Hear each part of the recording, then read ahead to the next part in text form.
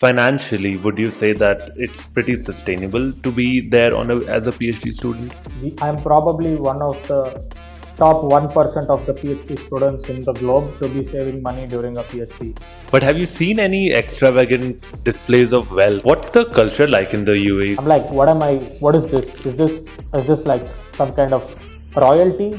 Drawback for me in the US was the lump sum amount of taxes that they levy on you. So here, that system isn't there as of yet. They just have something called golden visa. This is where the most growth is at. Level of advancement that the UAE needs to build upon in terms of how they can establish companies. What are one's prospects once they graduate? I mean, if you're broke, it's just that you don't know how to manage your financial expenses. That's it. Yeah, probably UAE specific challenges that you faced when you first moved. So I think there's a lot to look forward to in this region. They even take care of your housing. Things just fall into place. Welcome to the Ready Set Do podcast, where we learn from journeys of not experts who are just 2 steps ahead of us. I'm Naman Pandey, and in this episode, my guest is Kaushik Sunder. Kaushik is a global PhD fellow at NYU Abu Dhabi. Prior to that, he completed his master's in mechanical engineering from Louisiana State University in the US. Kaushik has had the rather unique opportunity of being immersed in academia across 3 countries: India, the US, and the United Arab Emirates. This has given him exposure to not only a diverse range of ideas and disciplines, but also geographies and cultures. We begin our discussion by going over the circumstances that brought him to the UAE and his lived experiences in what is arguably the fastest growing region in the world, at least in terms of holistic development. We go over the various parallels and contrasts in education across the 3 aforementioned countries and also discuss job prospects in the Emirates after graduation and how easy or difficult it is to get a work visa there. Spoiler alert, it's pretty easy. On the topic of PhDs, I was absolutely shocked to learn the amount of incentives given to researchers, be it covering costs of housing, a really competitive stipend, among many other things. Indeed, it turns out PhD candidates in the UAE are among the very top in the world in terms of monetary incentives that are available to them. Kaushik also shares his first-hand experiences with the world-renowned Emirati culture, which is centered around hospitality at its very core. Just to name a few things, the sheer number of opportunities, incentivization for expats to stay and build their careers there, lack of taxation, quality healthcare, all point to the UAE on its way to future-proofing itself in terms of a force to really be reckoned currently and in the near future. This discussion is for anyone who is interested in moving to the UAE for academic or professional reasons and is interested in learning about life there. In keeping with our theme of learning from somebody that's just 2 steps ahead of us instead of an expert, I'd like to emphasize that this discussion centers on Kaushik's lived experiences in the Emirates. My goal is to disseminate this information for anybody seeking such a move that is looking for an honest overview of what it is like to not only conduct research there, but also live in the UAE. To first-hand witness growth at such a breakneck speed indeed is something that fills me up with excitement. This is the Ready Set Do podcast, and to support it, please check out the links in the description. And now, without any further ado, my conversation with Kaushik. Welcome. Hi, Naman. Thank you for the warm welcome. Yeah, I'm so excited to have you here and dive into all of the amazing things we're going to cover here today. So, I know you did your mechanical engineering from India, and then you went to the US for your master's, also in mechanical engineering. Believe that had a thesis component attached to that. And then you moved to the UAE for your PhD. So, I'm interested in learning at what point, while you were in the US, that you were first confronted with the idea of moving to the UAE for your PhD, basically how that all came to be and what really were the factors that informed your move to, the Emirates. Yes. Uh, yes, I did pursue my master's in the US, and I coincidentally I was interested in pursuing it, refining my thesis a little bit further and getting, in-depth knowledge in a particular subject domain, which is when I stumbled upon, like opportunities to pursue my degree abroad. So that would give me a great headway into, being a global citizen and at the same time being a global PhD student. So I just came across a LinkedIn post regarding an opportunity with bioprinting here in New York University, Abu Dhabi. And then I just happened to, send an email to the professor who had posted the job opening. And it so happened that he was interested in hiring me due to my previous expertise in the domain knowledge, and that's how I happened to move to the UAE. It was totally something out of the blue, and it was a very lucky move, I would say. So yes, that's how I transitioned here. And fortunately, I'm affiliated with a US institute, which is New York University. So they have three satellite campuses. Sorry, I would say they have three campuses, two being satellite, which are degree granting, one in Shanghai and one in Abu Dhabi. So that enabled me to, spread my horizons and broaden them. So that's how I happened to move to the Middle East, and I had heard about how safe it is and all the upcoming, developments that are happening here. As you all know, Dubai has kind of transformed over the last 5 decades. So, which is what excited me to move to the Middle East. Awesome. Thanks for all of that wonderful context. I guess my next question is you said because you moved to a satellite branch of the NYU, I'm curious to learn how exactly that works with respect to, not just your academics and curriculum, but in terms of, the actual education itself, I suppose, or your experience is what I'm getting at. So, is the experience transformed to be one from the UAE, or is it still very similar to the experience that you get in the US? And obviously, you would know because you've been both places, so you know that what that experience is like. So, would you compare it to the US, or would you say that it's its own different flavor of experience that one gets when you move to the UAE? Even if so for or from a branch of or satellite of NYU, as you said. Yes, that's a great question. Actually, coincidentally, I'm still a university student in US. It's just that the research component of my PhD degree is in Abu Dhabi. So I very much undertake all the courses and all of the required curriculum in the US, and I only move here for research purposes. So basically, yes, there is like there is a slight difference, but not a lot of difference, because most of the professors affiliated here come from really great institutes like MIT, Harvard, Yale, Stanford, Princeton, and they've got their PhDs from there. Some of them have their postdocs from these great institutes. So I would not say it would make much of a difference in terms of academic rigor and curriculum.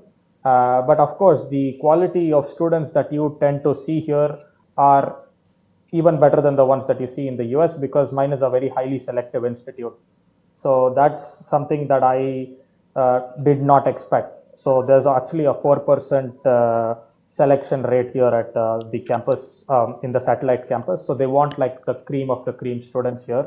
Since it's a new institute, they're trying to build upon the framework of already existing students, and that was quite a pleasant surprise for me when I came here. I saw like undergraduate students getting hands dirty in their labs, and we never got to do that in Bangalore, right? So it was something new to stumble upon for me. That's so interesting, and especially noting that it was a LinkedIn post that exposed you to that opportunity. So it's sometimes it's just remarkable how things just fall into place, so to speak. And then how long have you been in the UAE at this point, Kaushik? So coincidentally, it's just been 2 years. Like 3 days ago, it was 2 years. I came here June 9th, 2022. So yeah, roughly 2 years. Awesome. Uh, yeah, exactly 2 years. Congratulations on the 2 year move anniversary. It's funny that it's just Thank you so much, 3 days Naman. ago. Yes. But so I guess I'm curious to learn what has been your experience, I suppose, living in the UAE itself. Even though you're a student, but obviously also somebody that lives there now, that uprooted their life, moved there, and almost built that new life. So what's that experience been like? And for this segment, maybe we can look at it from a perspective of the things that you really enjoy, that you're really thankful for, maybe grateful for every day, that you only get access to as a consequence of you being in the Middle East. Yes, I am extremely grateful for the opportunities that I've got here in this country, in this region. Believe me or not, NYU is very generous enough in such a way that they even take care of your housing. So I basically don't have housing expenses, and I'm a student on campus. So that's very, very bizarre That's to hear of incredible. during a That's PhD just because, amazing. Wow. yeah, yes. Most students, end up paying so much of their stipend towards living and housing expenses that they barely save anything. But here, there's like a lot of possibilities for you to save money, invest money, and do things outside of the academic curriculum, of course. So I am very grateful and fortunate to be here in this region pursuing a PhD. It's one of the most safest places here, so you don't really have to worry about all of the other background noise that happens in the US, even though it's a US affiliated institute. So yes, I truly love UAE and the kind of culture revolving around this place. As you know, most of the diaspora here is the Indian population. So there's nothing really that I miss uh, from home. Like, it's like you have a lot of Indian places, Indian restaurants to go to. And of course, there's like more number of expats moving from India to the UAE in terms of better opportunities, better lifestyle, better health care, and whatnot. So, of course, it feels like home most of the times because it's also close to India, as you would imagine. So it's just a 3.5 hour flight away, as opposed to some of the long haul flights from US, which are around 14 to 20 hours long. So I think there's a lot to look forward to in this region, and hopefully, probably build my network here, and uh, have something tangible in the next 4 or 5 years. Absolutely. Do you mind expanding a little bit on the background noise, like the call out there that you had around the education or living in the US that is not existent in the UAE? Can you expand on that a little bit? Sure, I can get into the elaborate details. So, for example, in the US, some of the courses that are taught there are basically hands-on learning, and it's not like very hands-off, as in how we learn more theory and stuff in our bachelors, and then just execute and try to, mug memory reproduce. That's what they like to call it in the Indian system. We don't have that kind of system in the US, nor do we have it in the UAE, because they try to copy the US system to a vast majority of the degree. So, like, basically, on most occasions, like, all of the systems built around this institute or this campus is very hands-on learning. As in, they have to get their hands dirty, they have to talk to people, they have to learn about collaboration, they have to learn to work in dynamic teams. There are many different organizations that enable you to get culturally adapted to the region, so on and so forth. So I would say that overall, the learning curve that you gain from an institute like this is tremendous. Like, I've met over 70 to 80 nationalities here in the institute, and it definitely, sometimes, people come up to me and they're from this particular country which I've never heard of. So that's something which you don't often get in India, right? So that was the drastic change, like, that I noticed as and when I was, moving across different disciplines, different countries, different domains. You tend to meet people who are absolutely phenomenal and tremendous in what they like talk or know things about. So it's always good to learn something new from every individual. You know what I mean? Yeah.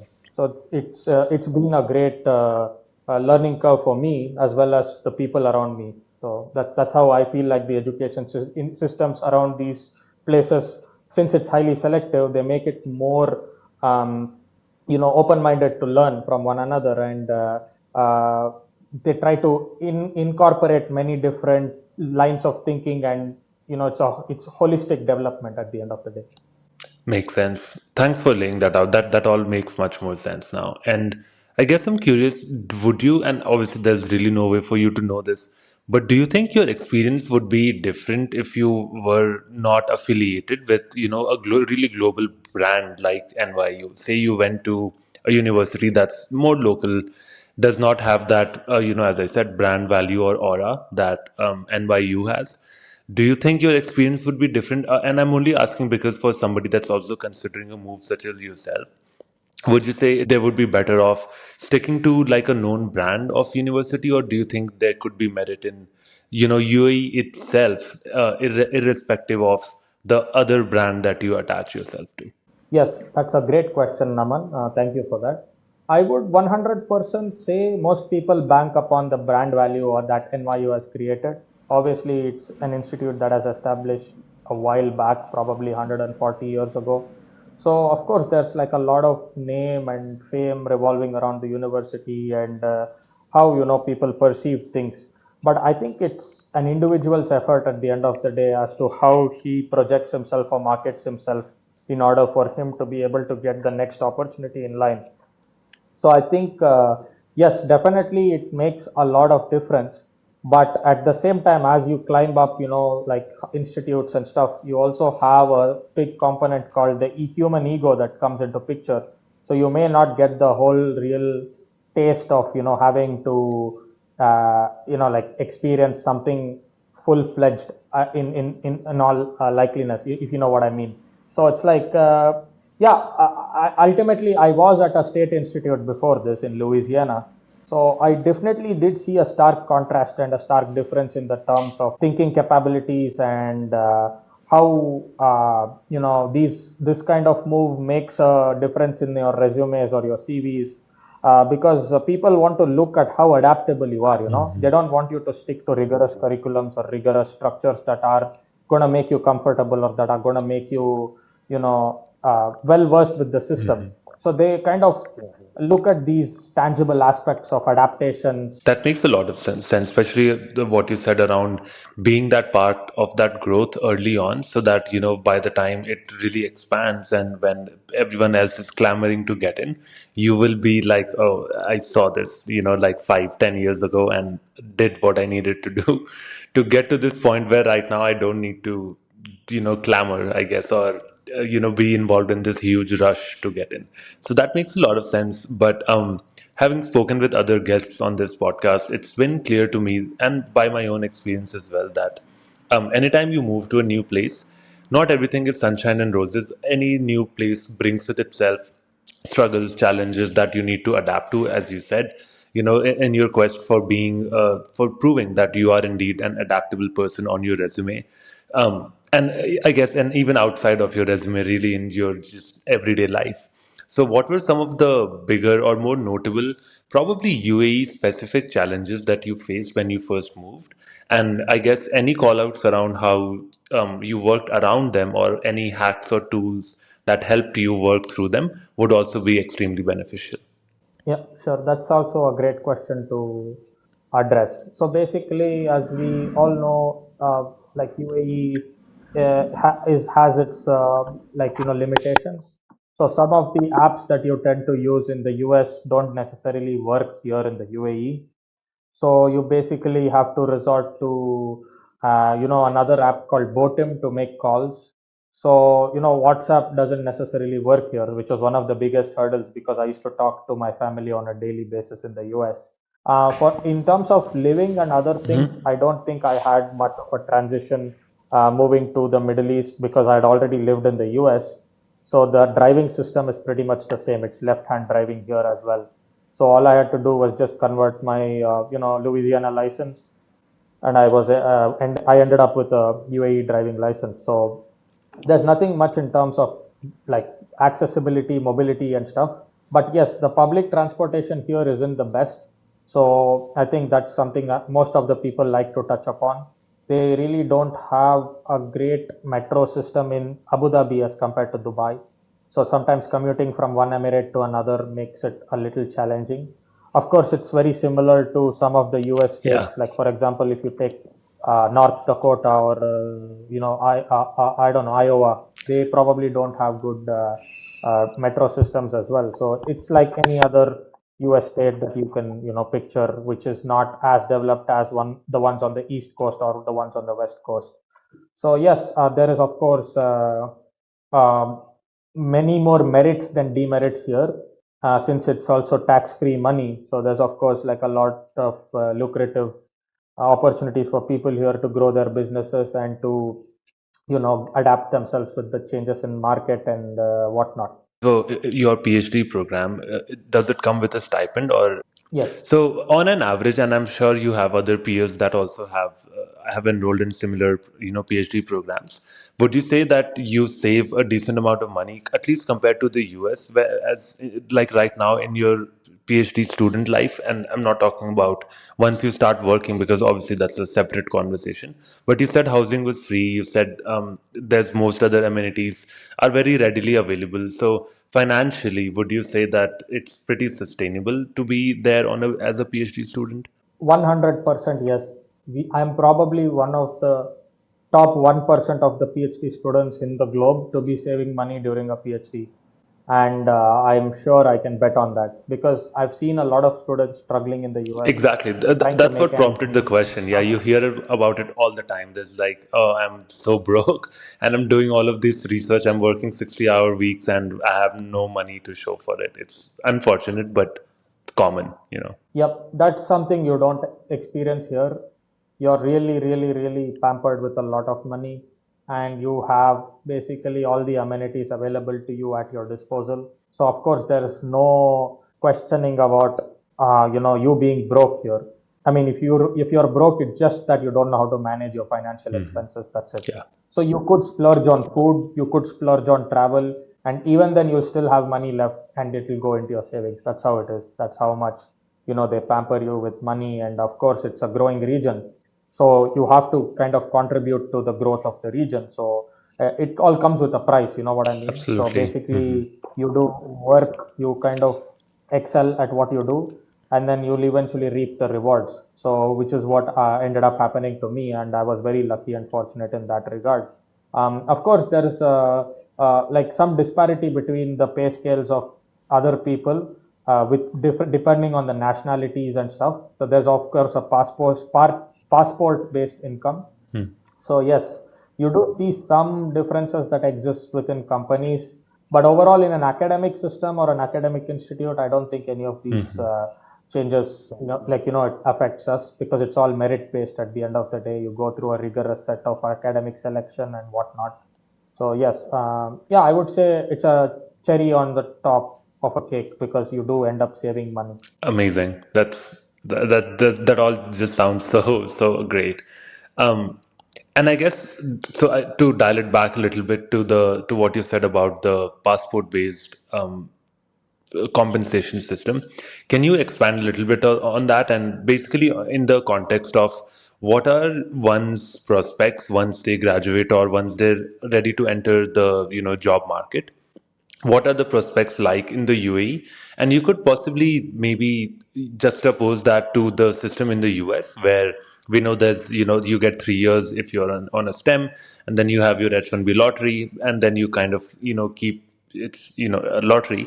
But once it's picked, you kind of have to keep renewing every 5 years or so. But what's like the system in the UAE that one can expect is the norm for most people that go there for higher education, not just PhD but maybe even masters, with the intention to live and work there? So basically, it's very great to see them even offering opportunities for people to have a 10-year residency visa here, which is called a golden visa.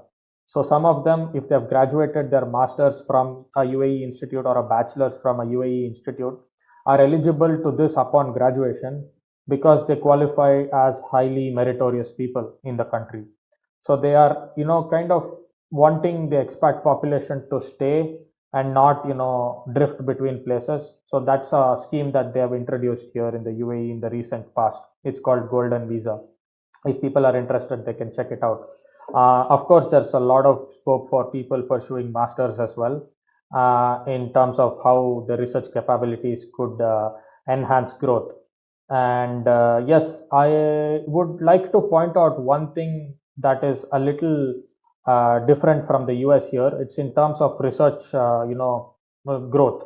The research growth here happens quite slow as opposed to the US. Sometimes deliveries take up to, uh, 20 days, 30 days. Whereas in the US, you have all of these top companies like Amazon, Alibaba, and things that deliver products to you at a jiffy that you fail to realize once you leave the US. So that was the biggest contrast for me, in getting deliverables here. Secondly, it's still a growing country. US is established, it's been there for 400 years. UAE is just 52 years old.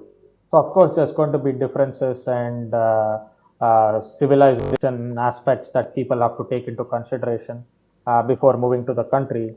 So, like this point was touching upon, like passport privilege. Not a lot of people have that here, but whereas in the US, people have it. People, like, even immigrants are, offered these green cards and ultimately citizenships and whatnot. So of course there's a slow due process, like, you go through the STEM OPT, then you have 3 years of that, then you either are getting picked for H1B or not. So here, that system isn't there as of yet. They just have something called golden visa, and that's what most people end up taking here.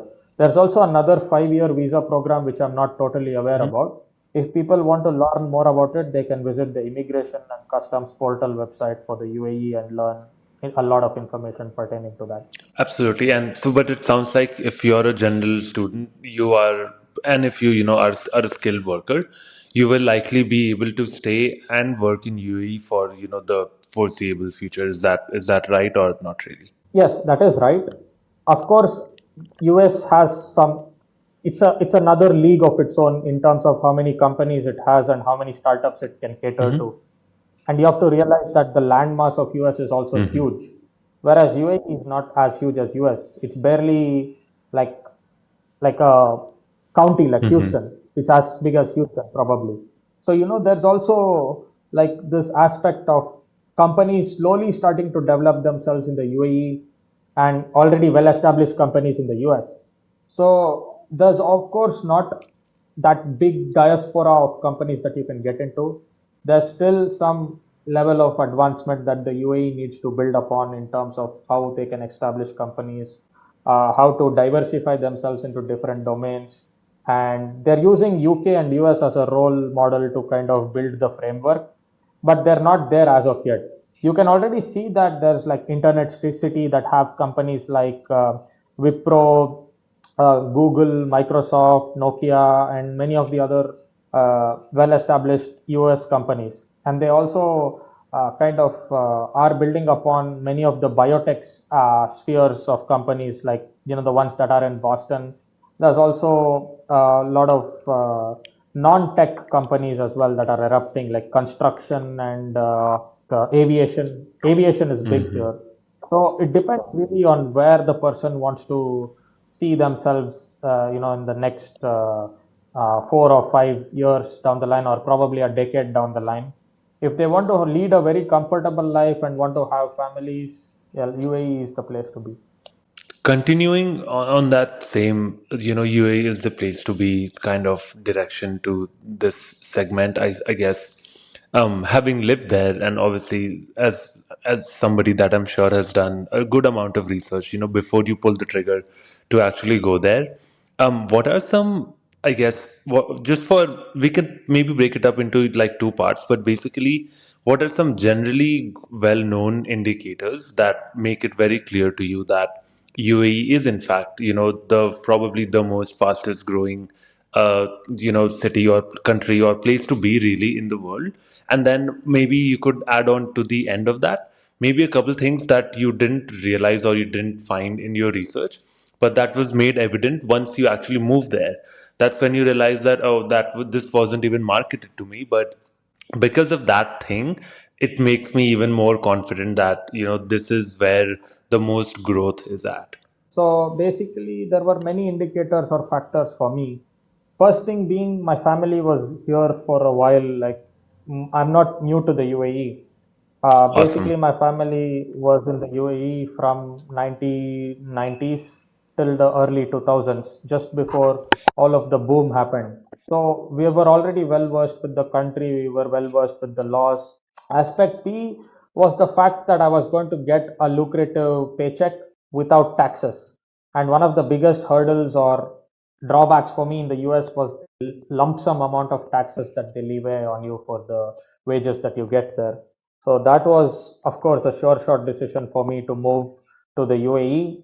And it was just something that could help me, diversify my options and build a bigger network in a different country, get to know perspectives, get to know the language, learn the culture, etc. So that was, of course, um, I would say a move I made after a lot of consultation with my parents and some of the friends that had already been here. And nobody really gave me any kind of like red flags towards this place. Everybody's like, yeah, go there. You're gonna really love it. And they're not wrong. I like it. It's a very comfortable life. It's not like the best for me because the weather is one of the downsides of the UAE. So of course, but it's like you kind of feel like you're living in a dreamland, I would say, because you literally have everything at your disposal. You know what I mean? Especially at a place like New York University, Abu Dhabi, everything is here. So, and I had always been reading good reviews about how Middle East is one of the most safest places to move to, how to, have like this lifestyle of comfort. And I always thought this was all like, you know, something made up. And only when I came here, I realized like, wow, I'm getting really treated very well. In fact, they sent me like a Cadillac to come pick me up from New York to the JFK airport. I'm like, what am I? What is this? Is this like some kind of royalty? And they even got me like another Cadillac here to pick me up from the Dubai airport. So, you get treated like royalty here, and of course, you have to give it back equally to them. Like, that's why I'm very, very, very grateful for the opportunity that I have got here. And yeah, I would always comment and recommend this place for anyone looking to pursue a higher education, UAE in general. That's so incredible, and yeah, I mean, I would also be very flattered by Cadillacs picking me up to and from the airport. So can definitely relate to that, and surely how happy that must have made you. Um, on that same note, what's the culture like in the UAE? So you hear a lot of things online, and but I don't know what to trust anymore. So I'm just going to ask somebody that's lived there. I guess in terms of how the people are or how your interactions go with strangers usually, and maybe you can touch on. So I know you're a big runner. You've probably ran more marathons than any other person that I know. So maybe you could even touch on a little bit on that community that I'm sure you would have built there, even though we didn't really get to connect that on that offline when we were talking about this episode. But really curious to hear, like the ground reality of the people there and the interactions and the culture and how it all ties together in that particular area. I think by far the population in the UAE are called Emiratis. Emiratis are some of the most hospitable people you can come across. So they have a lot of these cultural events like Ramadan and Eid, which they invite you home for their functions and celebrities. So I've had some of the best cultural experiences in my lifetime here in the UAE. A lot of people called me home for iftars, and they give me sweets. Of course, I'm vegetarian, so I don't really touch the meat. But there's always like some delicacy that they offer. There's a delicacy called lukemat, which is like sweet rounded dough balls.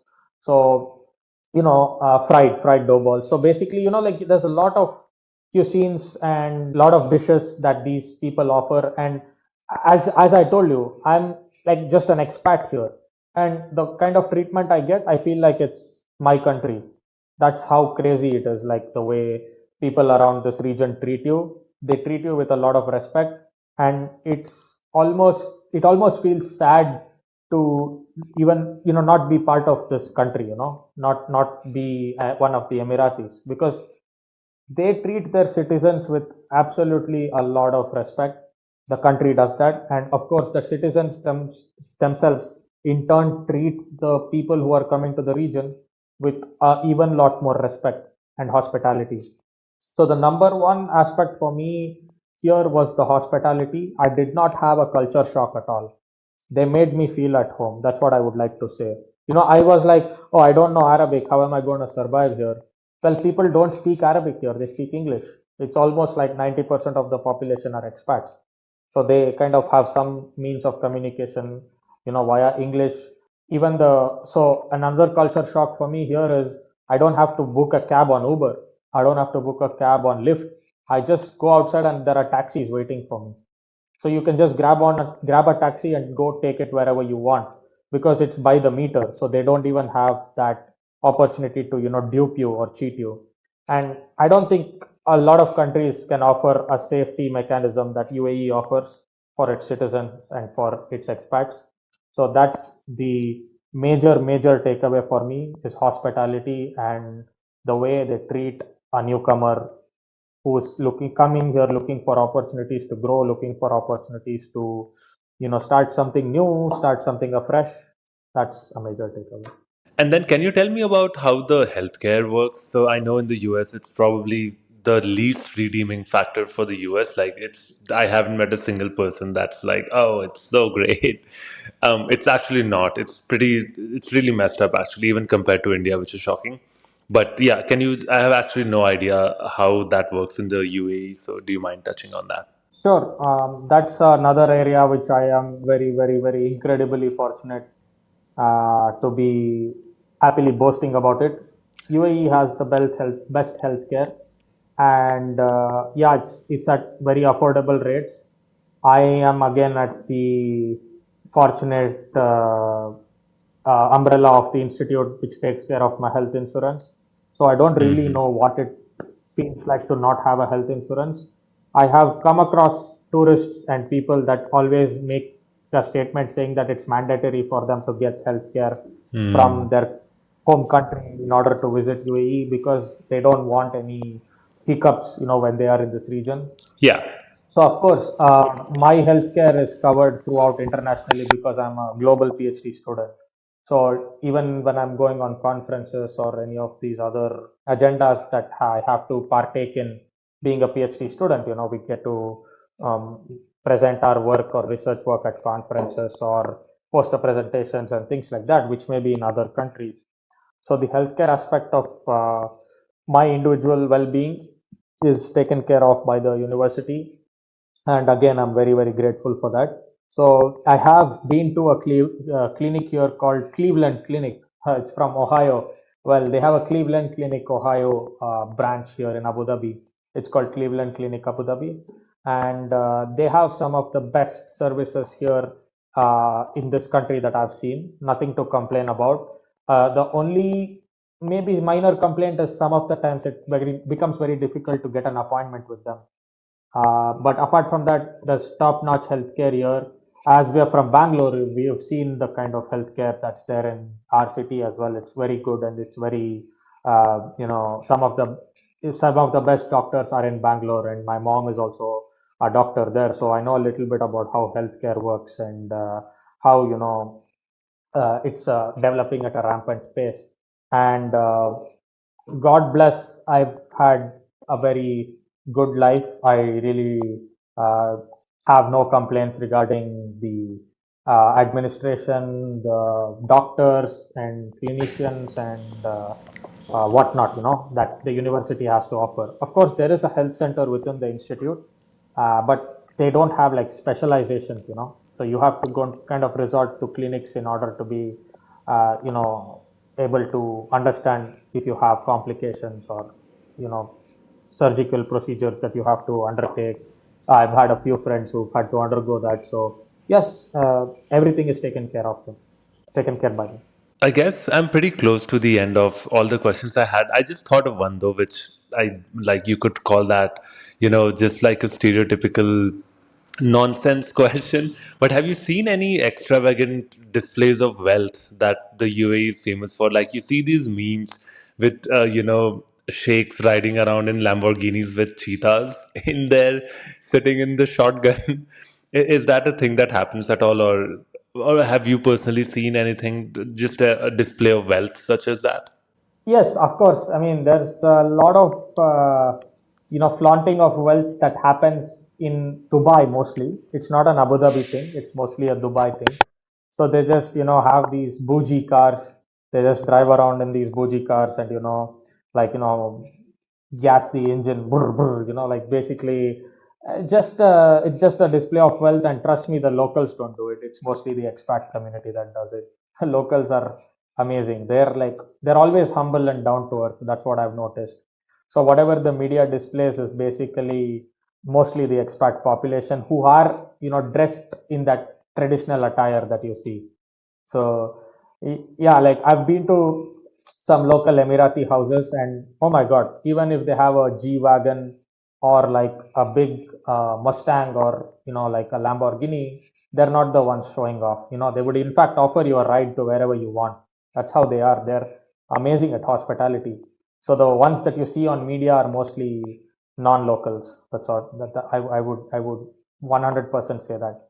Actually, there was someone who was recently in trouble for going to a showroom and just throwing money at some people and basically asking them which Ferrari he wants. Like he's like, I'll buy that one, I'll buy this one, and he was recently in trouble for that. So of course, it's not what the Emirati population is about. They're about culture, they're about hospitality, and they're about caring for one another. And no, that's just a bougie expat thing.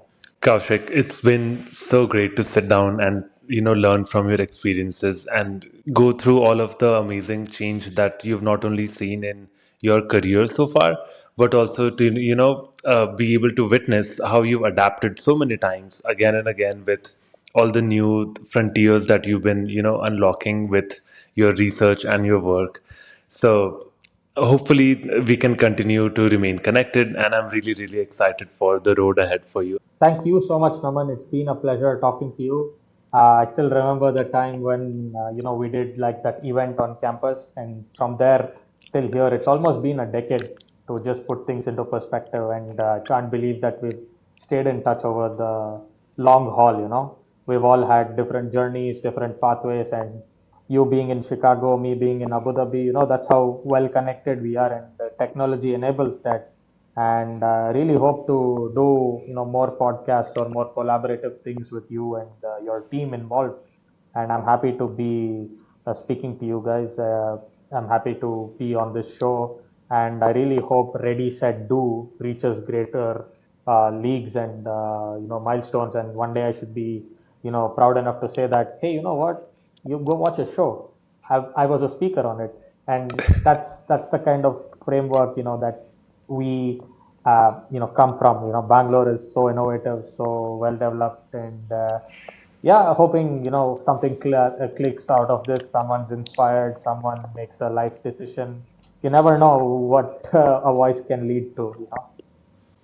That's just 100%. I could honestly use those past 30 seconds as a straight up testimonial for exactly what I stand for and what I'm doing this for, which exactly is what you just said, is to have one person organically listen to this and be informed, really. And then they can choose to do whatever. Obviously, neither of us are trying to coax them into doing anything, but to have access to those facts, I think goes a really long way. And yeah, touching on your point about our association for more than a decade, it's just so interesting. And also to your previous point about LinkedIn, like a lot of people just will not say nice things about LinkedIn. They'll be like, oh, it's the worst of all the social medias. People just go there to boast. And a part of that is true, I guess. But like, look at your experience. You would never have found out that opportunity, that really literally life changing opportunity, if it wasn't for LinkedIn. We probably would have struggled to remain connected. That's just how adult friendships go, right? Like, it's just difficult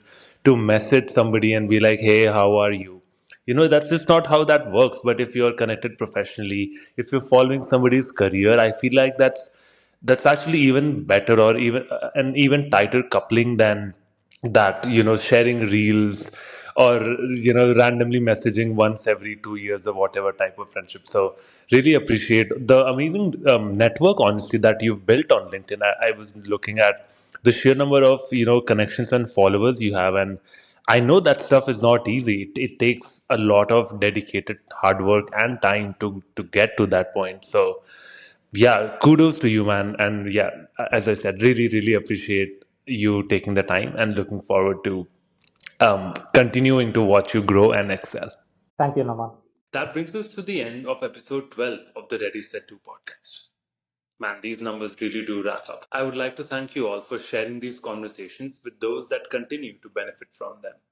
If you would like to support me, the easiest way to do that is by subscribing to my YouTube channel and by leaving me up to a 5-star rating on Spotify. My DMs on Instagram are always open for any feedback and guest recommendations at ready.set.do.